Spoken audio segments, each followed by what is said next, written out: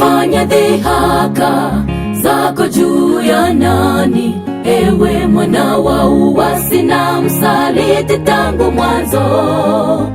Unamwabudu nani huku wafanya machafu? Heri ungekuwa wazi kwa ibada ya sanamu.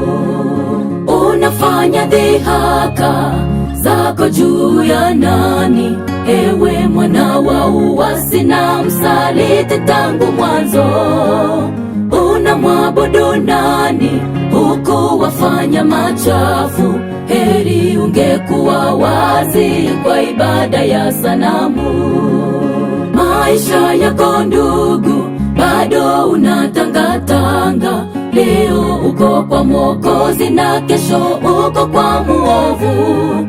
Utajitetea vipi mbele za Yesu hakimu, ikiwa wabadilika kama kinyonga?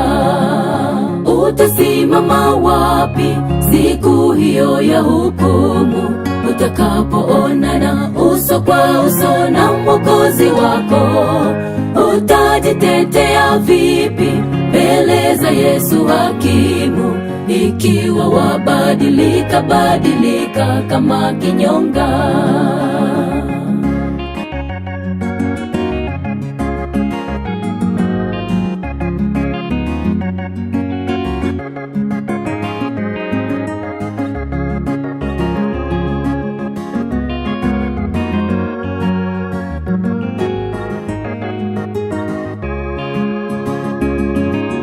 Rehema inakwisha, Mwokozi Yesu yuaja, nawe bado watangatanga katika giza la uovu.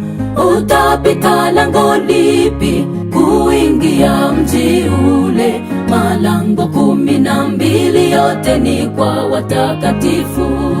Yesu anapokuita uifanye kazi yake, wasema mimi siwezi, sina chochote cha kutoa.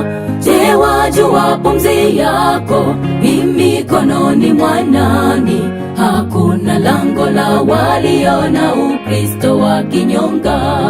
Badili tabia yako, tengeneza na Mungu wako, ili uwe na hakika ya kukanyaga jiji lile. Yesu atakaposhuka usiseme sikujua. Hakuna lango la walio na Ukristo wa kinyonga. Rekebisha njia zako, tengeneza na Mungu leo, ili uwe na hakika ya kukanyaga jiji lile.